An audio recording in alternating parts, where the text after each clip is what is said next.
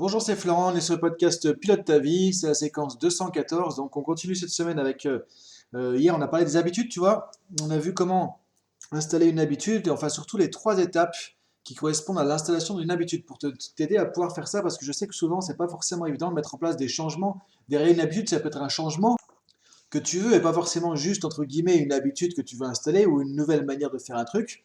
Donc, en tout cas, à chaque fois, on va retrouver ces trois étapes. C'est ça qui est important de bien comprendre le truc. Et quand tu as bien compris ça, ce que j'ai remarqué, c'est qu'une fois qu'on a bien compris ça, c'est plus facile de mettre en place l'habitude, c'est plus facile de changer parce qu'on sait que de toute façon, au début, on va ramer, on va galérer avec la première étape à pousser le truc pour que ça s'installe. On sait qu'ensuite, on commence à voir les bienfaits, mais il faut tenir encore le coup. Et après, tu te rends compte que ça y est, c'est plus facile. Comme la personne qui court 3 4 fois par semaine facilement depuis des années, tu vois, ça roule quoi. Donc voilà, ça c'était hier. Maintenant, autre chose un peu dans le même registre, qui est important aussi par rapport à un peu la notion d'habitude aussi, mais cette fois plus spécifiquement par rapport au quotidien, au jour le jour.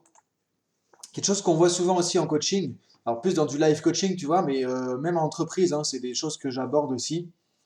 Comment démarrer sa journée? Comment bien démarrer la journée? Parce que ce qu'on peut voir, c'est que si on revient un peu aux fondamentaux de la PNL, si on revient un peu à la modélisation, ce qu'on voit, c'est que les gens qui réussissent, les gens qui sont efficaces, bah, ils ont tous une certaine manière de commencer leur journée. C'est pas des gens qui se lèvent le matin avec le réveil, qui remettent 3 fois, 4 fois et tout. Oh là là, je suis à la bourre, faut que je me lève. Je vais me doucher, m'habiller en vitesse et je pars comme ça à fond la caisse et tout. Ça y est parti la journée, les transports, le machin, je cours, j'arrive, je suis à la bourre. Et du coup, je vois qu'il y a des emails de partout. Enfin, tu vois, le truc un peu. Ou quand c'est comme ça tous les jours, tu te dis, mais on peut pas gérer notre vie comme ça, quoi. Et donc, effectivement, si tu regardes les gens qui réussissent, qui sont détendus, entre guillemets, en tout cas qui ont un certain niveau de stress qui est maîtrisé, qui est géré, parce qu'on a tous du stress, on aura tous un niveau de stress, ça c'est sûr, mais qui est canalisé. Du coup, c'est des gens qui vont avoir toujours un moyen, une routine du matin, quoi. Ce qu'on remarque, c'est que c'est des gens qui vont commencer leur journée de manière spécifique, commencer leur journée avec quelque chose de particulier, commencer leur journée sans être à fond la caisse. Alors, c'est un truc qui est devenu un peu la mode. On a parlé, on a entendu parler beaucoup du Miracle Morning, tu vois, avec un bouquin par rapport à ça, sur le fait de se lever à 5 heures du matin, etc. Moi, je vais pas forcément te dire de te lever à 5 heures du matin, de faire tout un tas de trucs le matin. Après, tu fais comme tu veux. Mais en tout cas, ce qu'on peut voir, c'est qu'effectivement, il y a des trucs à éviter le matin quand tu te lèves pour démarrer ta journée comme il faut, et des trucs à privilégier. Donc, tu vas retrouver ça aussi dans la fiche PDF sur dailypilotetavie.com. Donc, je t'invite à y aller. Tu as une fiche PDF où tu as 1, 2, 3, 4, 5 points à éviter, 5 pièges à éviter, et 1, 2, 3, 4, 5, 6 points à privilégier. Tu vois, là, je suis en train de regarder la fiche PDF en même temps, donc je te dis ça. Donc, si tu veux le détail, si tu veux imprimer ça, te faire ton book de développement personnel, tu vas sur dailypilotetavie.com. Donc, les pièges à éviter, c'est quoi? Pour justement, enfin, les trucs souvent qu'on fait qu'il ne faut pas, en fait, pour démarrer une journée de manière plus sereine, quoi. Parce que l'idée, c'est que le démarrage de la journée est important. Ce qu'on peut voir, c'est que comment tu démarres ta journée va influencer sur comment tu vas vivre ta journée. Après, on verra même que comment tu vas terminer ta journée va influencer sur comment tu vas dormir le soir, ton sommeil, et comment tu vas commencer le lendemain aussi ta journée. Donc, tu vois, c'est ce qui est hyper important de se dire, c'est que en tant qu'être humain, on l'oublie, mais on est un être humain à part entière. Tu vois, il y a des choses qui sont importantes, qui sont essentielles, et nous, on est toujours focalisé sur ce qu'il faut faire, faire, faire, faire, faire. Mais la manière de commencer la journée, de passer de l'état de sommeil à l'état de je commence à m'activer, il est important. Il y a une espèce de sas de transition à faire là. C'est pareil quand tu arrêtes toutes tes activités, que tu dis tiens, je vais me coucher. Tu passes en phase de sommeil, c'est pareil, il y a une transition à faire. C'est pour ça que tous les écrans le soir, les trucs comme ça, d'être trop actif et de trop activer son cerveau, encore plus avec des lumières, tu vois, les lumières bleues, les trucs comme ça, des écrans, c'est hyper mauvais et ça empêche de dormir. Donc il y a vraiment une importance en tant qu'être humain, encore plus dans un monde où on est digital, dans un monde où on est dans un truc compliqué, pour commencer, comment je commence la journée, comment je termine la journée. Donc là, on va mettre le focus sur comment bien démarrer ta journée. Donc le truc à éviter, le premier truc à éviter, c'est de te lever à la bourre, de te lever la dernière minute.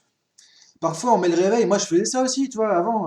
Enfin, il y a quand même un moment que je faisais ça, mais quand j'étais étudiant ou même quand j'ai commencé à bosser, j'étais un peu dans ce truc-là. Pareil, le réveil à la dernière minute, limite 5 minutes ou 10 minutes de plus, en se disant, voilà, je vais gratter 10 minutes de sommeil et tout, mais en fait, ça sert à rien du tout, quoi, tu vois. Ça sert juste à se stresser. Donc, le truc à la dernière minute, déjà, c'est vraiment à éviter à proscrire.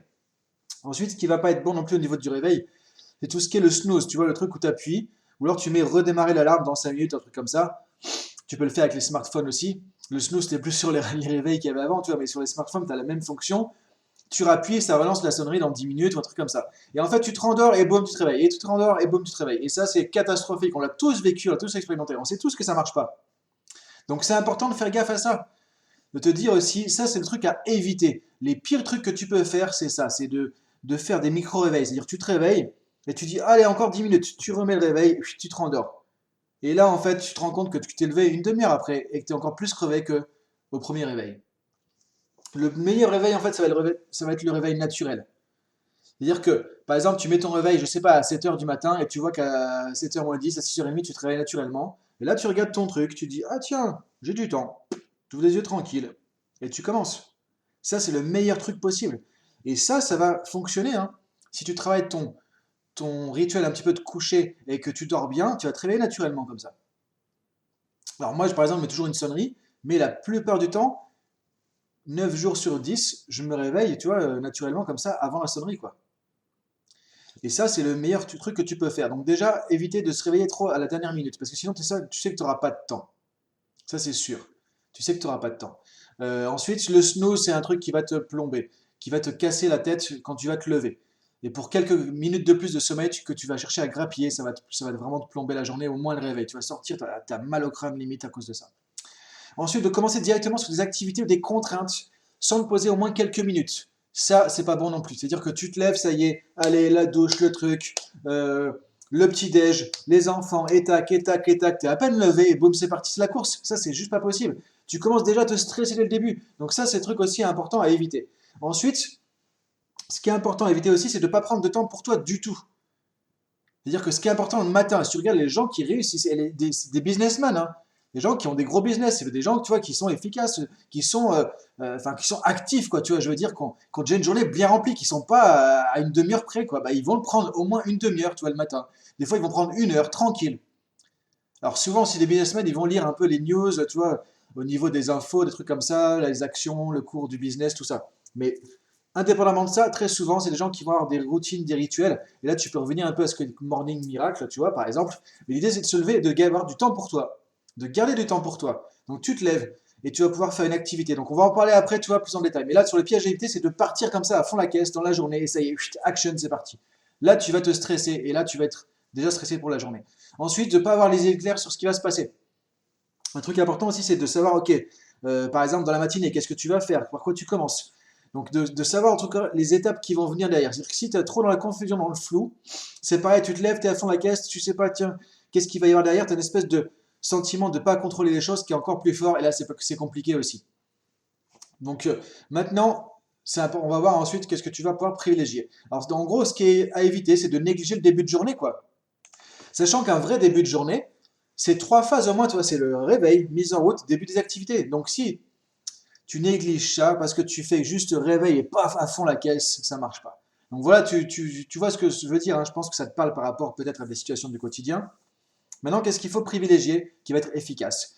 Pour avoir un bon début de journée, c'est revenir sur ce côté vraiment réveil, mise en route, début des activités.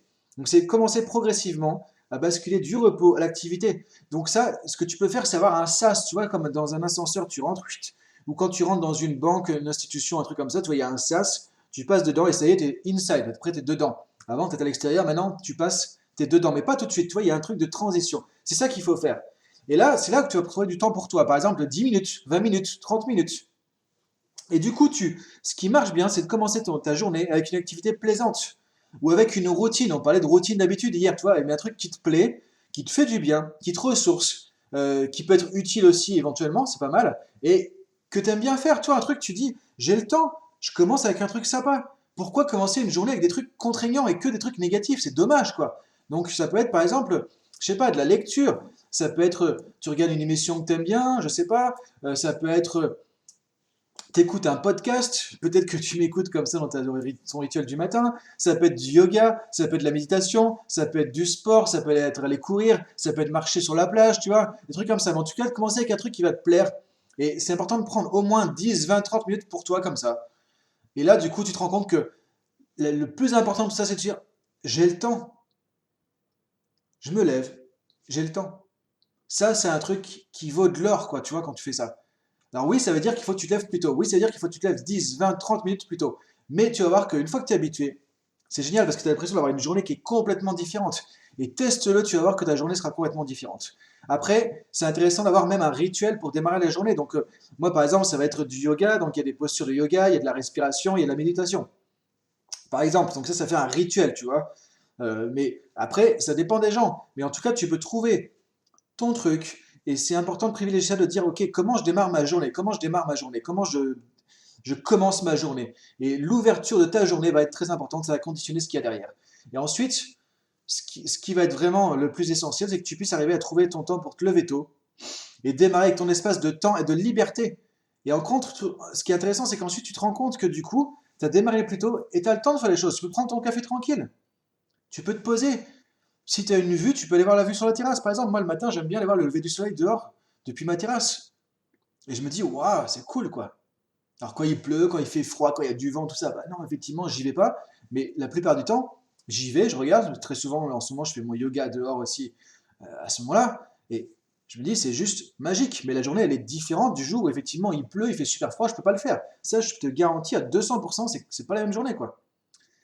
Donc c'est important de te dire, ok, comment je peux bien démarrer ma journée? Donc tu vois les trucs à éviter, tu vois les trucs à privilégier. Donc si tu veux le récap de tout ça, et c'est très très important, tu vas voir que quand tu fais ça une fois, deux fois, trois fois, que ça devient ton quotidien, c'est ton quotidien et ta qualité de vie qui va changer. Parce que si tu pars mieux au boulot derrière, bah, c'est tes relations au boulot qui vont être meilleures. C'est ton efficacité qui va être meilleure. Donc tout va être meilleur et tu seras en meilleure forme, en meilleure santé. Tu vas rentrer le soir, tu seras en meilleur état aussi. Donc tu vois, ça commence dès le début, ça commence par ça. C'est pas pour rien que la plupart des gens, effectivement, qui sont efficaces dans un domaine ou dans un autre, ils ont toujours un truc qu'ils font le matin. C'est toujours des gens qui se lèvent tôt. C'est pas pour rien le vieil adage, le monde appartient à ceux qui se lèvent tôt. Parce que du coup, alors je vais pas dire qu'il faut se lever à 5 heures du matin forcément. Mais en tout cas, de te lever et d'avoir cette bulle de temps, cette bulle de liberté, cette bulle d'activité pour toi qui fait que tu démarres de manière vraiment cool, euh, efficace, énergisante aussi la journée. Et par exemple, après, plus pour spécifier un peu plus, si tu peux mettre une activité physique, c'est encore mieux. Parce que du coup, si tu fais un peu de sport, un peu d'exercice ou du yoga, tu vois, un truc comme ça, le matin quand tu commences, tu vois que tu te remets en énergie, tu fais monter ton niveau d'énergie, ton niveau vibratoire et tout, et là tu es parti, tu es sur l'autoroute, et là ça change tout. Même si tu t'es mal réveillé, là ça te remet l'aplomb, ça te réaligne, et là tu es parti. Donc voilà pour aujourd'hui, je te laisse réfléchir à tout ça. Regarde comment tu peux déjà commencer demain à mettre en place un truc, ou si tu fais déjà ça, comment tu peux l'améliorer, tu vois, on peut toujours améliorer les choses. Donc voilà, je te laisse là-dessus pour aujourd'hui. Retrouve tous les points sur dailypilotetavie.com sur la fiche PDF, et je te dis à demain pour la suite du podcast. Merci à toi, bonne journée, salut!